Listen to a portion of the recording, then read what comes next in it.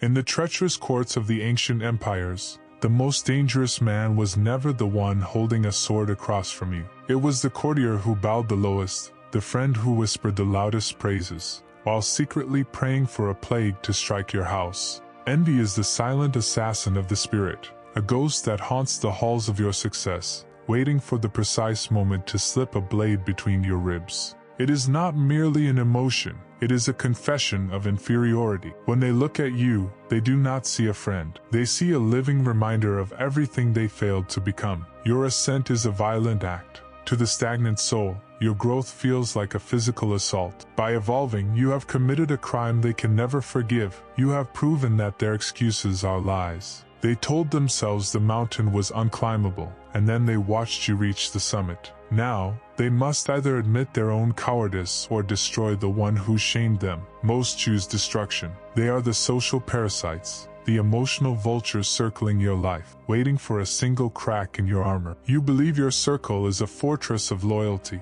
In reality, for many, it is a den of wolves wearing the skin of sheep. They do not want your success. They want your throat. They want to drag you back into the gray abyss of the herd where no one stands taller than the rest. Silence is your only shield, but observation is your only weapon. To navigate the minefield of human resentment, you must decode the subtle signals of the envious, the flickers of malice that escape the mask. The first mark of the predator is the weaponized compliment. Picture it. You have returned from the field, weary but victorious. The air is thick with the scent of your triumph. A companion approaches. Their voice is soft, almost melodic. "It's truly incredible how the stars aligned for you," they murmur. "I wish I had your talent for being in the right place at the right time. Most of us have to work so hard for everything we get." Listen closely to the hiss beneath the honey. This is the velvet insult. They have not praised your skill, they have credited the universe. By attributing your hard-won territory to the whims of luck or the alignment of stars,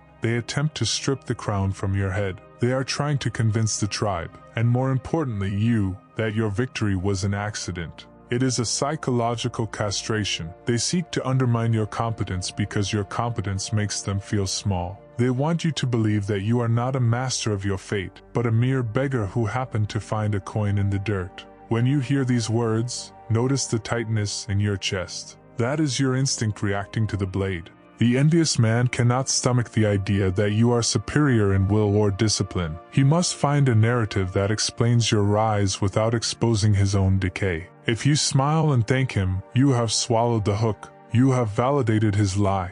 You have allowed him to plant a seed of doubt in the soil of your confidence. This is how the erosion begins. It starts with a single comment, a subtle shift in tone, a brief shadow behind the eyes. It is the first drop of blood in the water, and the sharks are already circling. Your progress is an indictment of their stagnation. They do not hate you because you are different, they hate you because you are free. And in the eyes of a prisoner, the one who finds the key is the greatest enemy of all. The second mark of the parasite is the theft of the self. They call it mimicry. The ancients called it soul harvesting. Imagine a shadow that hates the light that creates it. There is a specific breed of predator who will mock your stride, ridicule your speech, and sneer at your choices. Yet, as the moon rises, you find them draped in your colors. They adopt your habits, mirror your cadence, and whisper your ideas as if they were birthed in their own barren minds. This is pathological mimicry. It is the highest form of flattery fueled by the deepest form of hatred.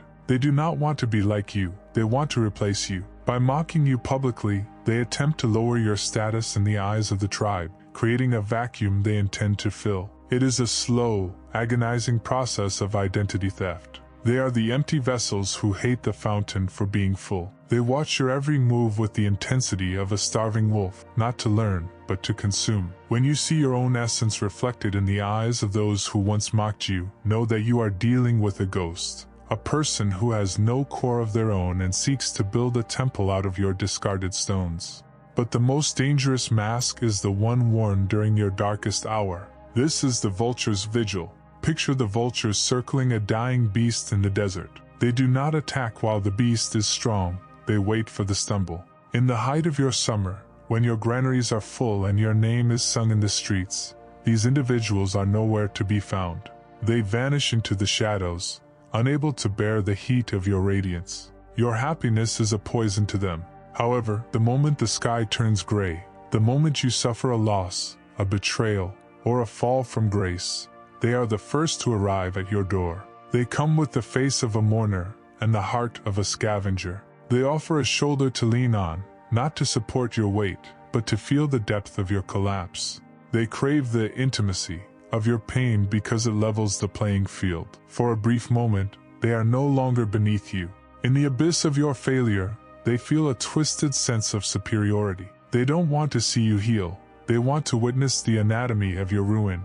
They are the architects of false empathy, feeding on the cortisol of your suffering like a parasite feeds on the blood of the host. Then, there is the silent vacuum.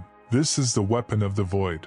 Imagine standing before the council, presenting the spoils of a hard-won campaign. The room should erupt in celebration, but instead, there is only a chilling, hollow silence. You share your news with a supposed ally, expecting a spark of shared joy, but their eyes remain dead. They offer a quick, robotic nod and immediately pivot the conversation to the trivial, the mundane, or their own petty grievances. Your light hurts their eyes. To acknowledge your victory would be to admit their own stagnation. By refusing to give your success a voice, they attempt to make it invisible. If it isn't spoken of, perhaps it didn't happen. This silence is not a lack of words. It is a calculated act of psychological erasure. They are trying to starve your ego, to make you feel as though your achievements are insignificant whispers in a vast, indifferent forest. They want you to doubt the reality of your own power. Silence, in the hands of the envious, is the coldest blade of all. The fifth mark is the work of the minimizer, the thief of merit. Imagine a general returning from a campaign that lasted a decade, his banners torn, his body scarred, carrying the keys to a conquered city. While the populace cheers, the envious man leans against a cold stone pillar and scoffs. The weather was in his favor, he says. The enemy was already weak. Anyone could have walked through those gates. This is the psychological devaluing of your competence. The minimizer cannot deny your victory, so they attempt to strip it of its weight by attributing your hard-earned scars to timing, connections, or circumstance. They protect their own ego from the reality of your superior discipline. To them, you are not a master of strategy. You are merely a gambler who struck a vein of gold. They want you to feel like a fraud, a lucky beggar in a king's robes. When you hear these dismissals, do not argue. To defend your merit is to grant them the power to judge it. A lion does not look back when a small dog barks at its heels. Closely related is the frantic dance of the insecure one-upman.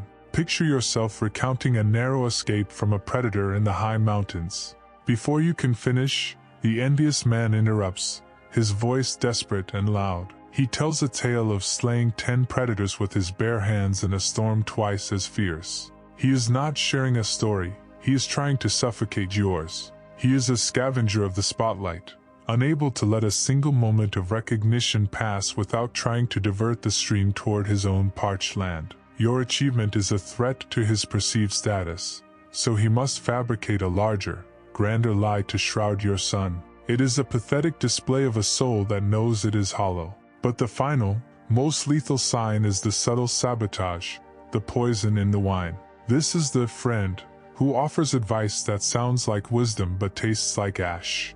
Imagine a merchant planning a new route through dangerous territory. The saboteur approaches, whispering of a shortcut that leads directly into a swamp. They plant seeds of doubt when you are most certain. They suggest patience when the moment demands aggression, and they urge boldness when the terrain requires caution. Their goal is not to see you succeed, but to lead you into a trap of your own making. They use your trust as a weapon, guiding your hand as you sign your own death warrant. This is the ultimate betrayal, the manipulation of your trajectory to ensure you fall, but in a way that allows them to remain innocent observers. They will be the first to say, "I told you it was risky," while they watch your empire crumble. You must realize that your circle is not a sanctuary. It is a laboratory of human nature. Most men are not your brothers. They are competitors in a game they are too cowardly to play openly. The Stoic does not seek validation from the herd, for the herd is fickle and driven by the hunger of the belly.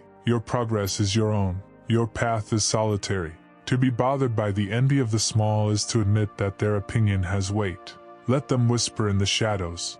Let them mimic your gait and mock your victories. Their hatred is the tax you pay for being exceptional. The architect of silent power does not fear the vultures. He builds a wall so high their cries cannot reach his ears. He does not seek to be loved by the many, but to be respected by the few who have also walked through the fire. The masks are falling. Look around you. Who stayed silent during your rise? Who arrived first during your fall? Who tried to explain away your power? Identify them, observe them, and then, without a word, remove them from your path. The journey to the summit is too steep to carry the weight of parasites.